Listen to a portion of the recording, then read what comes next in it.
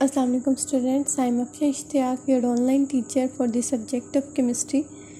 Dear students, today we are going to start our lecture number 16 and today's topic of discussion is type of solutions, concentration and percentages. First of all, we will discuss the type of solution. Before discussing the type of solution, we will take a little review of the definitions of solution. Solutions are homogeneous mixture of two or more substances. The two substances are solute and solvent. Solute are the substances which are present in smaller quantity and solvent are the substances which are present in excess or in larger quantity in the solutions. So both the solute and solvent mix together homogeneously to form a solution. Solutions are found in three physical states depending upon the physical state of the solvent. They may be solid, they may be liquid, or they may be gas. So there are different types of solutions depending upon the physical states of the solute and the solvent. So depending upon these types, there are different types of solutions. They range from gas to solid, and there are 9 different types of solutions. These are gas liquid, gas solid, liquid gas, liquid liquid, liquid solid, solid gas, solid liquid, and solid solid. In this table, we are taking solute and solvent according to their different physical states and examples of solutions.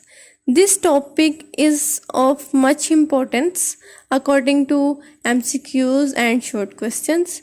So first is gas. When both solute and solvent are in gaseous state, their physical state is the first state of matter, which is gaseous state. So solute is gas and solvent is also a gas. Example of this solution is air, as air is a mixture of different gases.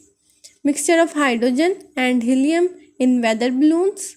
Both hydrogen and helium are also gases. Mixture of nitrogen and oxygen in cylinders for respiration. जो हम respiratory cylinders use करते हैं उसके अंदर nitrogen and oxygen gas होती है. Both these are gases. So gas solutions, both are gases. Their examples are air, oxygen cylinders, respiratory cylinders, and weather balloons. Second one is gas and liquid. When solute is gas and solvent is liquid, different physical states form different solutions. Gas in liquid, it means gas is solute and liquid is solvent. Liquid will be in excess because it is a solvent, and solute gas will be in minute quantity. Oxygen in water, carbon dioxide in water. Oxygen जो है वो water के अंदर less quantity में है और carbon dioxide in water is also in small quantity. It is a gas liquid solution. Third one is gas solid. When solute is gas and solvent is solid, it will be gas solid solution. Example of this solution is hydrogen adsorbed on palladium. Palladium is a metal, its symbol is Pd. It is a solid metal. अच्छा, इसमें लफ्ज़ use किया गया एडजर्ब्ड. They are observe और एडजर्व में difference होता है. Observe mean when कोई भी चीज़ जब डिज़ोल्व हो जाए, जज्ब हो जाए किसी चीज़ के अंदर, उसे हम कहते हैं ऑब्जर्व होना. फॉर एग्जांपल फोम जो होता है, कोई भी फोम जो है जब वो वाटर को अपने अंदर ले जाता है उसे हम क्या कहते हैं, ऑब्जर्व कर लेता है. फोम ऑब्जर्व्स वाटर, अपने अंदर जज्ब कर लेता है. यह है एडजर्व. एडजर्व कोई भी चीज़ इसके अंदर जज्ब नहीं हो रही है, अंदर फुली डिज़ोल्व नहीं हो रही है, सिर्फ ऊपर प्रेजेंट है, तो उसे हम क्या कहते हैं, एडजर्व. व्हेन हाइड्रोजन एडजर्व ऑन प्लाडियम, उसके जो पार्टिकल्स हैं प्लाडियम के ऊपर अंदर, उनके अंदर डिज़ोल्व नहीं हो रही है, बल्कि उन पार्टिकल्स के दरमियान में जो स्पेसेस हैं वहाँ क्या प्रेजेंट है, आपकी हाइड्रोजन गैस प्रेजेंट है. तो इसे हम कहते हैं hydrogen adsorbed on palladium. So it is an example of gas solid. gas is a solute and solid is a solvent. So it is a gas solid solution. Next is liquid gas. Now liquid is a solute and gas is a solvent. Liquid is present in smaller quantity and gas is present in excess quantity. For example, mist, fog, liquid air pollutants are all example of liquid gas solution. Next is liquid. Both the solute and solvents are liquids. For example, alcohol in water, benzene in toluene, oil in water. These are example of liquid solution. Sixth one is liquid in solid. Liquid is solute and solid is solvent. For example, butter, cheese. Butter and cheese are also example of liquid solid solutions. Seventh one is solid in gas. Solid is solute and gas is solvent. Its example is dust particles or smoke in airs. These are example of solid gas solutions. Eighth one is solid in liquid.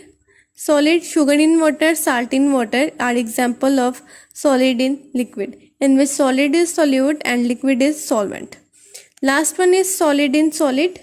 Solid in solid, metals combination are example of solid in solid, like metal alloys, bronze, opals. These are all example of solid in solid solution. So these are were different types of solution with their examples. These were very important. Next is concentration. Concentration units. We will discuss concentration units. Concentration is the proportion of a solute in solution. It is a ratio, the amount of solute to the amount of solution, or ratio of amount of solute to the amount of solvent. कितनी ratio में, अब हम ratio ले रहे हैं, when we are discussing about ratio, it is called as concentration. The amount of solute into and the amount of solvent. कितनी amount solute की आप कितने अमाउंट ऑफ सॉल्वेंट में ऐड करते हो, it is a ratio, it will be called as concentration. It is, please keep in mind that concentration does not depend upon the total volume or total amount of solution. For example, a sample taken from the bulk solution will have the same concentration. These are various type of units used to express concentration of solution. These are percentages. Percentage unit of concentration refers to the percentage of solute present in the solution. The percentage of solute can be expressed by mass or by volume. जो percentages हैं, जब हम उनको find करेंगे तो these are 4 types of percentages. Percentage unit of concentration is the percentage of a solute present in the solution. कितने percent solute आपके solution के अंदर प्रेजेंट है, उसे हम क्या कहते हैं, percentage units of concentration. There are 4 different types depending upon the composition, whether it is mass or whether it's by volume. There are 4 different ways to express the percentage composition of the solutions. First one is percentage mass by mass, percentage mass by volume, percentage volume by mass, percentage volume by volume. These are 4 different types. First one is percentage mass by mass. जब हम solute और solvent दोनों को mess में ले रहे हैं, mess grams में ले रहे हैं, ठीक है, मैस का जो यूनिट होता है वो ग्राम होता है. जब सोल्यूट को भी और सॉल्वेंट को भी हम ग्राम्स में ले रहे हैं तो वो हमारा क्या बनाता है, मैस बाय मैस बनाता है. मतलब कि दोनों जो सोल्यूट हैं सॉल्वेंट हैं वो हमारे सॉलिड हैं. सॉलिड का मैस हम जो सॉलिड का मैस होता है उसी को ही हम ग्राम्स में लेते हैं, तो it means mass by mass, grams by grams. If the number of grams of solute is 100 grams of a solution, it is the number of grams of solute in 100 grams of solution. जो आपका solution है, solution क्या होता है, solute और solvent mix होते हैं तो सोल्यूशन होता है. तो टोटल अगर हम 100 ले रहे हैं, 100 gram of solution, 100 gram of solution में सोल्यूट और सॉल्वेंट दोनों होंगे, तो उसके अंदर सोल्यूट के कितने नंबर ऑफ ग्राम्स हैं, it is called as mass by mass. For example, आपको एग्जाम्पल से क्लियर हो जाएगा. 10% mass by mass sugar solution means that 10 gram of sugar is dissolved in 90 gram of water to make 100 gram of solution. आपके पास जो आपका solution है, उन्होंने क्या बोला, 100 grams, टोटल क्या है 100 ग्राम है.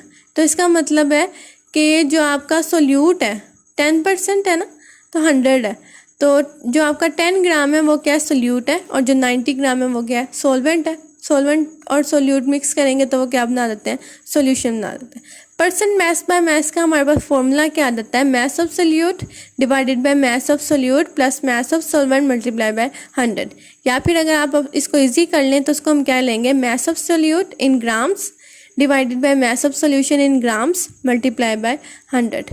जो टोटल सोल्यूशन का मैस है उसको आप मैस ऑफ सोल्यूट पे डिवाइड करेंगे, 100 पे मल्टीप्लाई करेंगे तो वो हमारा क्या आ जाएगा, परसेंट मैस बाय मैस आएगा। इट इज़ वेरी क्लियर कि जब भी आप मैस बाय मैस लिखेंगे तो आप उनका जो यूनिट है ग्राम्स, उसको आप साथ में ज़रूर रिप्रेजेंट करेंगे ताकि आप शो कर सकें कि आप ग्राम्स को रिप्रेजेंट कर रहे हैं, मैस बाय मैस को रिप्रेजेंट कर रहे हैं। अगेन हम इसका फॉर्मूला जो है उसको रिपीट कर रहे हैं, percent mass by mass is equal to mass of solute in grams divided by mass of solution in grams multiply by 100। Second one is percentage mass by volume. इसका मतलब है कि अब हमारे पास दो फिजिकल स्टेट्स आ गई हैं, एक है मैस, एक है वॉल्यूम। मैस जो होता है वो हमेशा सॉलिड चीज़ों का आता है, वॉल्यूम जो होता है वो हमेशा लिक्विड चीज़ों का आता है। तो हमारे पास दो आ गई हैं, mass is expressed in grams and volume is expressed in centimetre cubes. So आपने यूनिट्स को ज़रूर रिप्रेजेंट करना है। It is the number of grams of solute dissolved in 100 centimetre cube of solution. जब आप 100 सेंटीमीटर क्यूब सोल्यूशन लेंगे उसके अंदर कितने number of grams of solute हैं उसको हम क्या कहते हैं, mess by volume. For example 10% mass by volume sugar solution contains 10 gram of sugar in 100 centimetre cube of solution. आपने ग्लास ऑफ वाटर लिया, वो 100 सेंटीमीटर क्यूब है, ठीक है, तो वो उसके अंदर जब आप 10 ग्राम शुगर ऐड करेंगे तो वो टोटल सोल्यूशन क्या होगा, 10% mass by volume. The exact volume of solvent is not mentioned or it is not known. Percent mass by volume का फॉर्मूला क्या आएगा, mass of solute in grams divided by volume of solutions in centimeter cube multiply by 100। जब हम mass by mass की बात करते हैं तो हम solute और solvent को प्लस करके जो हमारा solution बनता है उसको 100 ग्राम कहते हैं, ठीक है।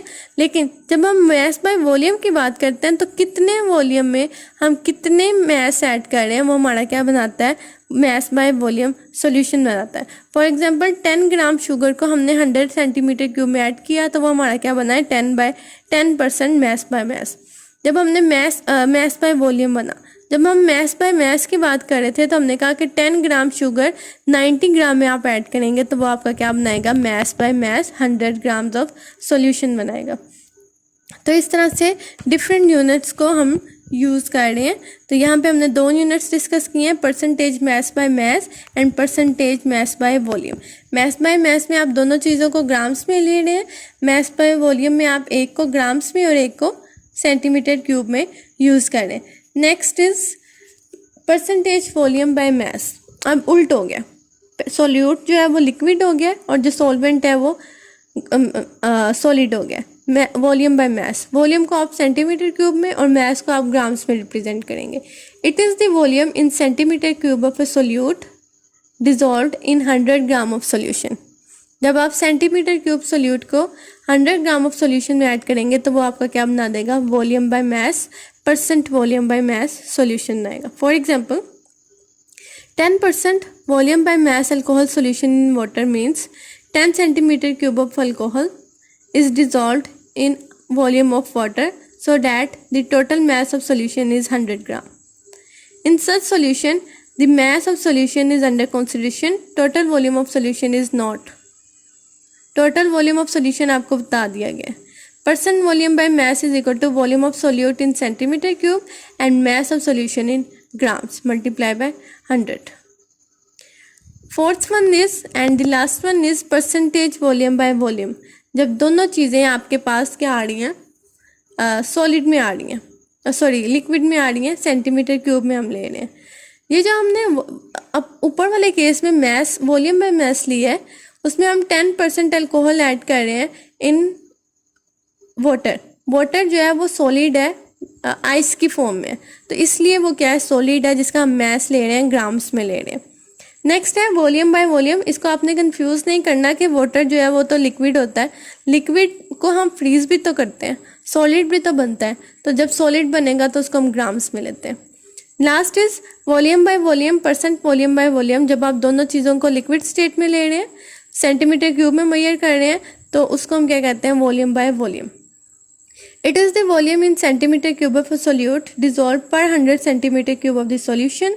For example, 30% alcohol solution means 30 centimeter cube of alcohol dissolved in sufficient amount of water so that volume of the solution becomes 100 centimeter cube.